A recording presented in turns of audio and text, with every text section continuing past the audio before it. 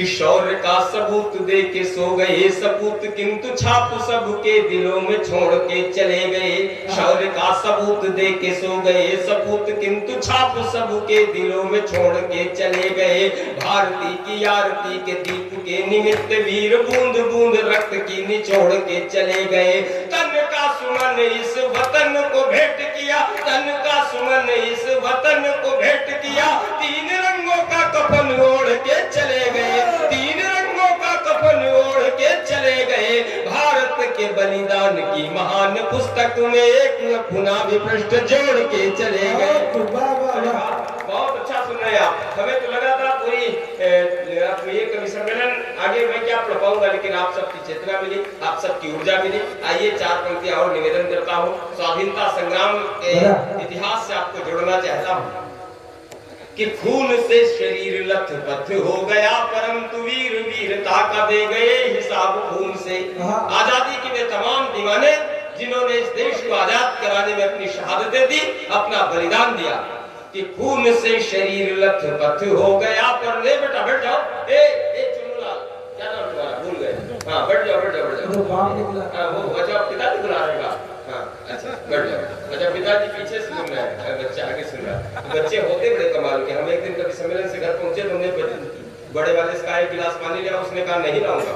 दीक्षित जी हमने उसको डांट दिया, छोटे वाले ने समझाया, बोले पापा रहने दो, भैया तो बदतमीज है, साफ करो जाके खुद पी लो जाके। और उधर से आना तो मेरे लिए भी एक गिलास लेते आ रहे। तो बच्चे बहुत आनंद, तो ये बहुत बढ़िया। हम तो क्या करें, क्लास में हम भी मास्टर हैं, अजीत भाई मास्टर टीचर है। तो हम क्लास में एक दिन पढ़ा रहे थे, हमने बच्चों से कहा कोई ऐसी चीज बताओ जिसको तुम देख सकते हो लेकिन तोड़ नहीं सकते हो। हमारा इशारा सूरज चंद्रमा की तरफ था, तो उसने कहा सर आपका मुंह।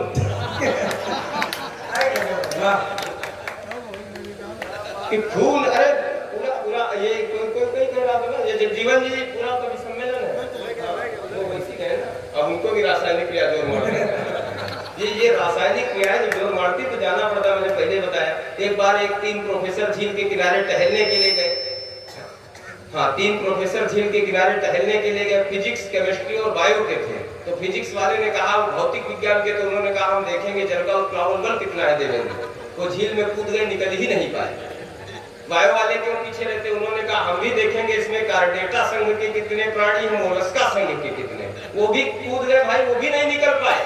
रसायन विज्ञान वाले शाम तक 5 बजे तक इंतजार करते रहे, जब नहीं निकल पाए तो बोले इस प्रयोग से ये सिद्ध होता है कि ये दोनों जल में घुलनशील है। तो थोड़ी देर कविता के रस में घुलनशील बने रहिए। मैं वो व्यक्ति हूँ, मैंने भी इन बड़ों से सीख लिया है कि खाली पड़ी कुर्सियों से तालियां कैसे बजवाई जाती है। हमने बिल्कुल इनकी योगेश चौहान दादा की सागिर्दगी में 12 वर्ष गुजारे हैं, और इन्होंने ये मंत्र दे दिए खाली पड़ी कुर्सियों से तालियां कैसे बजवाई जाए। सामने होते हैं, हमने बहुत तारीफ किया, करता हूँ सामने, दादा आपके हमेशा सामने मैंने तारीफ की। सामने होते हैं तो खूब दुआ देते हैं। अजीत तुम्हारी भी बहुत प्रशंसा करता हूँ तुम्हारे सामने, और पीछे हमने तुम्हारे बहुत कवि सम्मेलन में नाम कटवाया। सामने होते हैं तो खूब दुआ देते हैं। ऐसे चरित्र, ऐसे किरदार अगर आपके सामने आ जाए तो सुन लेना कि सामने होते हैं तो खूब दुआ देते हैं, पीठ पीछे वही हर बार छुआ देते हैं। बहुत अच्छे, सामने होते हैं तो खूब दुआ देते हैं, पीठ पीछे वही हर बार छुआ देते हैं। तो दौरे गर्दिश में पूछते न थे जो पानी को, वक्त बदला तो वही माल बुआ देते। बहुत अच्छे। और दादा आपको एक शेर समर्पित करता हूँ कि जो शुगर इश्क थी वो आज बनी बीमारी, देखते मीठा तो बस लाल छुआ देते हैं। जो शुगर इश्क थी वो आज बनी बीमारी, देखते मीठा तो बस लाल छुआ देते हैं। जिन चिरागों से थी उम्मीद उजाला देंगे, वे एहसान खामोश धुआं देते हैं। क्या बात है। तो आज के दौर के ये व्हाट्सएप के मैसेंजर खत सा एहसास कहाँ भीगा हुआ देते हैं। मूड में आ गया तो थोड़ा पढ़ देता हूँ 2-4 मिनट कि खून, मुझको अपने मन से करने दो आज कि खून से शरीर लथपथ हो गया, परंतु वीर वीरता का दे गए हिसाब खून से। खून से शहीदों के सनी है माटी भारत की, बलिदान की लिखी गई किताब खून से।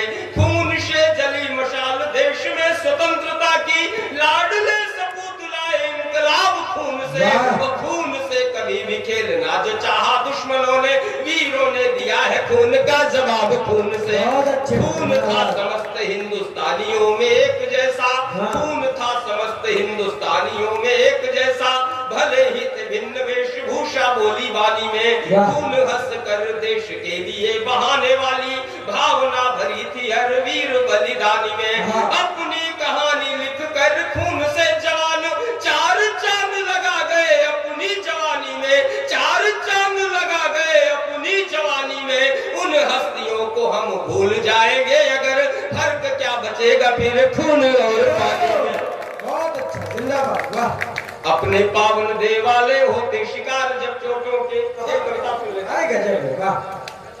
कि अपने पावन देवालय होते शिकार जब चोटों के, अपने पावन देवालय होते शिकार जब चोटों के, न्यायालय देते सबूत जब हुआ आतंकी विस्फोटों के, न्यायालय देते सबूत जब हुआ आतंकी विस्फोटों के।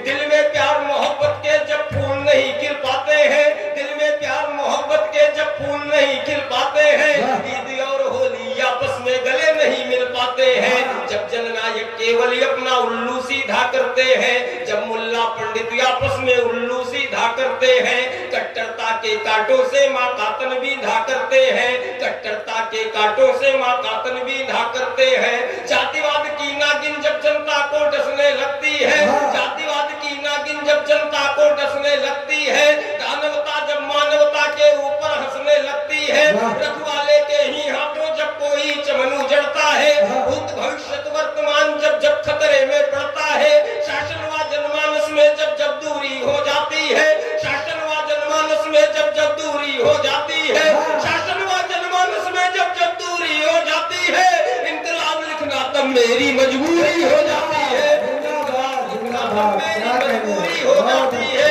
इनकलाब लिखना तब मेरी मजबूरी हो जाती है।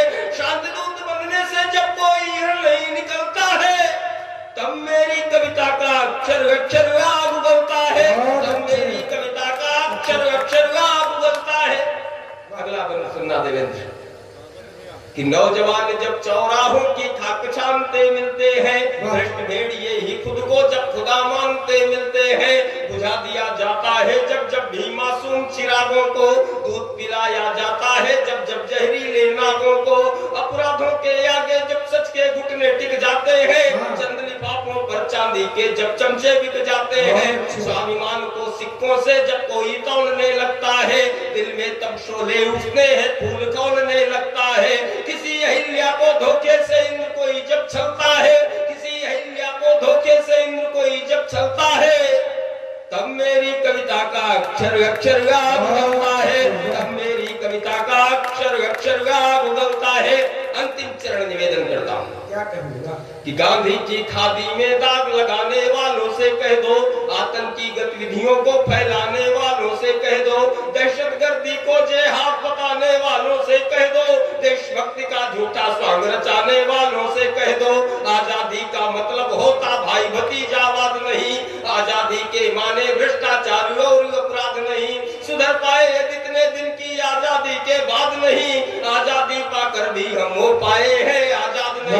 कवियों भूषण व दिनकर की परिपाटी की कसम तुम्हें, कवियों भूषण व दिनकर की परिपाटी की कसम तुम्हें, झांसी की है कसम तुम्हें, हल्दी घाटी की कसम तुम्हें, राणा के भाले की बापू की लाठी की कसम तुम्हें, जन्म लिया है जिस माटी पर उस माटी की कसम तुम्हें, जन्म लिया है जिस माटी पर उस माटी की कसम तुम्हें, लाख करो पर सीधी उंगली से, लाख करो पर सीधी उंगली से घी नहीं निकलता है, तब मेरी कविता का अक्षर अक्षर गाब उगलता है। बहुत प्रणाम। मुझे दादा की चार पंक्तियां उनके लिए याद आती है। मुझे दादा कहीं कहते हैं कि जहां जाते हैं हम अपनी कहानी छोड़ाते हैं, जहां जाते हैं हम अपनी कहानी छोड़ाते हैं, जरा सा प्यार थोड़ी सी जवानी छोड़ाते हैं, उसूल कहानी राम की वनवासियों पर फख्र करती है, उसूलों के लिए जो राजधानी छोड़ाते हैं, पिता कुल सदन के लिए है, प्रिया पुत्र पुत्री बहन के लिए है, मगर जब जरूरत पड़ी देश को तो प्रथम हम समर्पित वतन के लिए। ब्राह्मण परिवार में जन्म लिया, जब कभी सम्मेलन में नहीं होता तो कथा भागवत का भी काम करता है। इनके बगल में एक चौधरी रहते हैं, दो ही रहते हैं, एक पड़ोसी रहते चौधरी साहब, उन्होंने खेत में नया नया सबमर्सिबल कराया तो सोचे सत्यनारायण की कथा सुन ली जाए। अजीत शुक्ला के पास गए, बोले पंडित जी हम कथा सुनना चाहते हैं, सत्यनारायण भगवान के खेत में सबमर्सिबल कराया उसके उद्घाटन में। तो अजीत शुक्ला ने कहा बिल्कुल सुना देंगे। इन्होंने पत्रा निकाला, रात के 12 बजे का मुहूर्त निकाल दिया कथा सुनाने का। रात के 12 बजे खेत में गए कथा सुनाने के लिए, शुरू किया एकदा ने विशारण्य से, और कथा सुना ही रहे थे कि आंधी आ गई। मई जून का महीना था, सत्यनारायण की पोथी के 2-4 पन्ने उड़ गए। इन्होंने पूरी कथा सुनाई। बोले चौधरी कथा कैसी लगी? चौधरी ने कहा पंडित जी कथा तो आप बहुत बढ़िया सुनाते हो, लेकिन आज इस कथा में हमारी एक शंका, उसका समाधान करो। बोले बोलो कौन सी शंका है? बोले पंडित जी हम जब इससे पहले कभी सत्यनारायण भगवान की कथा सुने तो उसमें लीलावती और कलावती आती थी। आज आपने कथा सुनाई तो उसमें लीलावती और कलावती नहीं आई। संयोग से वही पन्ने आंधी में उड़े थे जिनमें लीलावती और कलावती का जिक्र था। अजीत शुक्ल को लगा कि मेरा लिफाफा तो फंसा, दक्षिणा तो फंस गई, चौधरी देने वाला नहीं है। तब अजीत शुक्ल ने दूसरा गियर लगाया, इसकी हाजिर जवाबी पर तालियां बजाकर हमारे इस भाई को आमंत्रित करना। 10-15 मिनट आपको ठहाकों के माहौल में ले जाएगा, आनंद के सागर में गोते लगवाएगा। अजीत शुक्ल से बोले चौधरी साहब इसमें लीलावती और कलावती नहीं आई।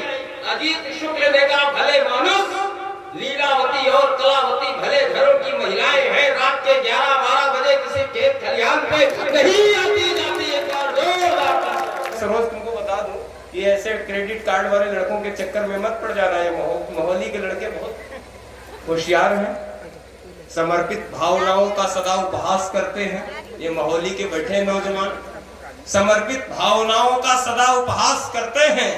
ये यूज एंड थ्रो की थ्योरी में सदा विश्वास करते हैं। हमेशा आजकल के मजमुओं से दूर ही रहना, मोहब्बत ये नहीं करते, टाइम पास करते हैं। तो कविता की यात्रा को मुझे आगे ले चलना है। सौरभ ने बहुत अच्छी अच्छी बातें बताई, व्यंग्य की बातें बताई, व्यंग्य में तमाम तरह की बातें बताई। और जो अंतिम कविता उन्होंने पढ़ी, निश्चित रूप से पौराणिक संदर्भों को आधुनिक संदर्भों से जोड़ने की जो सचेतता एक कवि के पास होनी चाहिए, वह सौरभ के पास उपस्थित है। मैं उसे बहुत बहुत बधाई देता हूँ। बड़े होने के नाते उसे आशीर्वाद भी देता हूँ कि उसकी रचना धर्मिता, उसका तेवर, उसका लेखन का ये अंदाज यूं ही आगे बढ़ता रहे और पूरे देश के कवि सम्मेलनों में उसकी थाक जमे। पूरे देश के कवि सम्मेलनों में वो हमारे अवध की नुमाइंदगी करे। ऐसी शुभकामनाओं के साथ मैं सौरभ को बहुत बहुत बधाई देता हूँ। आइए कवि सम्मेलन के क्रम को मैं आगे बढ़ाऊं। हाँ, आप सब बहुत बढ़िया। तो हेलो, अभी सौरभ जी जो है कविता पाठ कर रहे थे तो पीछे से मोबाइल पे आवाज आ रही थी, कोई बोल रहे थे बार बार मोबाइल पे। ये मोहाली है, अगर कोई तो उस पर पिल पड़े होते, लेकिन वो हमारे कोतवाल साहब थे तो किसी की हिम्मत नहीं थी कि उनको रोक। कोतवाल साहब भी बैठे हैं, मैं उनकी उपस्थिति का भी बहुत बहुत अभिनंदन करता हूँ। ये मोहाली है, ये मोहाली की धरती पर ही संभव है। यहाँ पुलिस बैठकर भी कविता सुन रही है। जो कभी किसी के अपने बाप की नहीं सुनती, वो यहाँ बैठ करके कविता सुन रही है। मैं पुलिस का भी बहुत बहुत अभिनंदन करता हूँ। हालांकि पहले मेरे हृदय में पुलिस के प्रति सम्मान कम था, लेकिन 2020 में जब लॉकडाउन लगा उसके बाद पुलिस के प्रति, उत्तर प्रदेश पुलिस के प्रति हमारे हृदय में सम्मान बहुत बढ़ गया। जिस तरह से इन लोगों ने कवियों का क्या, आम जनता का सम्मान किया है। जो भी व्यक्ति घर से बाहर निकल करके डायरेक्ट लॉकडाउन की स्थिति में जाता था, हम खुद भुक्तभोगी थे। एक दिन हमारी श्रीमती जी ने कहा कि घर में बैठे बैठे बहुत दिनों से दाल चावल खा करके जी ऊब गया है, जाओ बाहर से जो है बेसन लेकर के आओ, पकौड़ियां बनाई जाएं। हम बेसन लेने के लिए गए, रास्ते में उत्तर प्रदेश पुलिस के जवान मिल गए और उन्होंने जिस तरह से हमारा स्वागत सम्मान किया कि हम बेसन लेने गए, सूजी लेकर के लौटे। इसलिए पुलिस के प्रति हमारे हृदय में बड़ा सम्मान है, मैं बहुत बहुत प्रणाम करता हूँ। लेकिन इन पुलिस के लोगों को मैं बहुत बहुत अभिनंदन इसलिए करता हूँ कि यही वे बेटे हैं जिनकी वजह से हम ऐसे उत्सव और महोत्सव मना पाते हैं। हम जब घरों में चैन की नींद सो रहे होते हैं तो अपनी छुट्टियों की कुर्बानी दे रहे होते हैं हमारी रक्षा में, वो आंतरिक सुरक्षा के जवान हो या हमारे देश की बाह्य सुरक्षा में लगे हुए हमारे देश की सीमाओं पर मुस्तैद सैनिक हो। हमारी आन है वर्दी, हमारी शान है वर्दी। राम समझो अगर तन को तो ये हनुमान है वर्दी, और राष्ट्र का चिन्ह सिर पर सिर्फ होता है सिपाही के। ये हिंदी है, ये हिंदू है, ये हिंदुस्तान है वर्दी। मैं बहुत बहुत प्रणाम करता हूँ आपको। और हमारे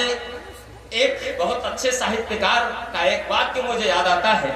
वो कहते हैं कि गेहूं के गोरे गालों पर जब रूप सी तितलियां मंडराने लगती हैं तीसी के मरकती और सरसों के पुखराजी फूलों की मालती लताओं को जब मतवाले भौरे चूम रहे होते हैं, कहीं उन्मादक बयार, कहीं गमकती हुई गुंजार, ये अनोखे और अद्भुत ऐसे रसायन है साहब, जिन पर कोई भी व्यक्ति अपने सम्मोहन का साम्राज्य और अनुराग का ऐश्वर्य निछावर कर देता है। सितम परस्तों में खुद को शुमार मत करना, सितम परस्तों में खुद को शुमार मत करना। अध्यक्ष जी और संयोजक जी की वार्ता चल रही है कि नीरज काम तो बढ़िया कर रहे हैं, इनका 1500 बढ़ा देना। हाँ, हालांकि बढ़ाएंगे नहीं, अगर अध्यक्ष जी का आदेश भी होगा तो हमारा संयोजक जो है ना, हमारे बड़े भाई हैं, हम इनके छोटे भाई हैं, हम दोनों भाइयों में वही प्रेम है जो कभी बाली और सुग्रीव में हुआ करता है, इसलिए मेरा पेमेंट तो बढ़ने वाला नहीं है, तालियों का घनत्व ही थोड़ा सा बढ़ा दीजिए। निवेदन करता हूँ सरोज को आमंत्रित करूं और आपके हृदय सरोज खुद खिल जाएंगे उसको सुन करके कि सितम परस्तों में खुद को शुमार मत करना, दामने दिल को कभी तार तार मत करना, दुलार करती हो चिड़िया जब अपने बच्चों को तो ऐसे वक्त पे उसका शिकार मत करना। उनके पास कविता 1% भी नहीं होती है, ऐसे लोगों को मोहाली के लोगों के बीच में आकर के सबक लेना चाहिए कि अदब के नाम पे महफिल में चर्बी बेचने वालों, अभी वो लोग जिंदा है जो घी पहचान लेते हैं। कविता के कद्रदान हमारे समक्ष बैठे हैं, तब हम कविता की बात करेंगे, साहित्य की बात करेंगे। ये मोहाली महाकवियों की, बड़े साहित्यकारों की जमीन रही है और आज भी आदरणीय राजकुमार तिवारी राज जी के संरक्षण में, उनके नेतृत्व में यहाँ कविता पुष्पित पल्लवित हो रही। आदरणीय वाजपेयी जी की उपस्थिति है, सामने भी हमारे युवा चेतना के बहुत बढ़िया हमारे प्रिय अनुज देवेंद्र सिंह कहीं मुझे दिख रहे थे, और हरदोई से भी हमारे कुछ कवि मित्र आए हैं इस कवि सम्मेलन को सुनने के लिए। गीतेश भैया, कृतार्थ, सबका मैं बहुत बहुत स्वागत करता हूं और आइए इस कवि सम्मेलन के क्रम को आगे बढ़ाऊं। शहीदों के लहू की दीप्ति ने दिनमान रखा है, शहीदों ने समूचे राष्ट्र का सम्मान रखा है, किसी भी तरह उनका ऋण चुकाया जा नहीं सकता। जिन्होंने जान दे ऊंचा ये हिंदुस्तान रखा है, जिन्होंने इस देश का मस्तक ऊंचा रखने में अपनी शहादतें दे दी, कुर्बानियां दे दी, उस शहादत को अपनी कविता के माध्यम से गा रहे थे भगवान, मैं उन्हें बहुत बहुत साधुवाद देता हूँ। और आइए इस कवि सम्मेलन का थोड़ा सा रंग परिवर्तित करूं, इस कवि सम्मेलन का थोड़ा सा मिजाज परिवर्तित करूं। भैया उठने काहे लगे हो, जब विधायक जी अभी नहीं जा रहे तो आप कहे जा रहे हो, आपको ज्यादा जल्दी का? हाँ, कुछ रासायनिक क्रियाएं जोर मारती है तो जाना ही पड़ता है। पिछले दिनों हमारे यहाँ जो है जगजीवन दादा आए थे, जन्माष्टमी के को मैंने एक कवि सम्मेलन करवाया, इनको बुलाया, दूसरे दिन छोड़कर तीसरे दिन फतेहपुर में कवि सम्मेलन था बांदा में, तो हमने कहा एक दिन रुक जाओ। उस समय हमारे यहाँ सिनेमा हॉल में स्त्री 2 फिल्म लगी थी, तो जगजीवन जी ने कहा हम उसको देखेंगे, राजकुमार राव मेरा फेवरेट हीरो है, तो हमने कहा चलो दिखाते हैं। अच्छा, ये पान खा के घुस गए सिनेमा हॉल में, हम भी पान खाए हुए थे, तो इन्होंने कहा पान की पीक इनके मुंह में भरी, तो इन्होंने कहा नीरज इसको कहाँ थूके, तो हमने कहा बगल वाले सदरी जेब में थूक लो। इन्होंने कहा जान जाएगा तो भी लड़ाई झगड़ा होगा। हमने कहा दादा हम तो तुम्हारी जेब में कब से थूक रहे हैं, आप कहाँ जान पाए। तो ये ऐसी स्थितियां होती, इन स्थितियों परिस्थितियों में इस कवि सम्मेलन को चलाना है आनंद के साथ, मस्ती के साथ। और आइए बहुत मस्त मौला टाइप के कवि को आपके बीच में बुलाता हूँ, बहुत भक्त टाइप का आदमी है ये तो भगवान टाइप के क्या, ये खुद भगवान है, लेकिन अब मैं जिसे बुलाता हूँ बड़ा भक्त टाइप का आदमी है, इतना भक्त टाइप का आदमी है। भगवान की बड़ी तपस्या की तो भगवान प्रकट हो गए, बोले बेटा वर मांगो।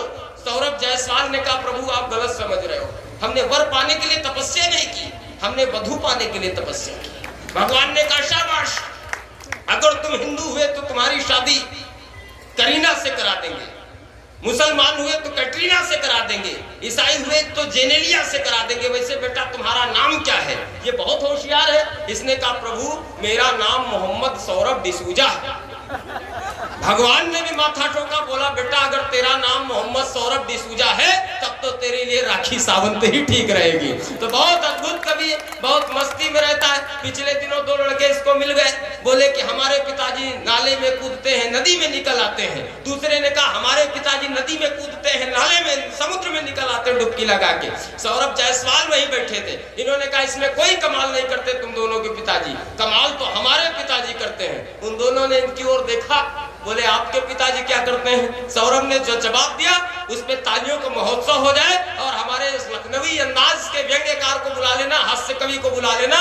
सौरभ ने कहा तुम दोनों के पिता कोई कमाल नहीं नहीं करते। नाले में कूदकर नदी में निकल आना कमाल नहीं है, नदी में कूदकर समुद्र में निकल आना भी कोई कमाल नहीं। कमाल तो हमारे पिताजी करते हैं, हमारे पिताजी पानी की टंकी में कूद जाते हैं और टोटी से निकल आते हैं। एक बार जोर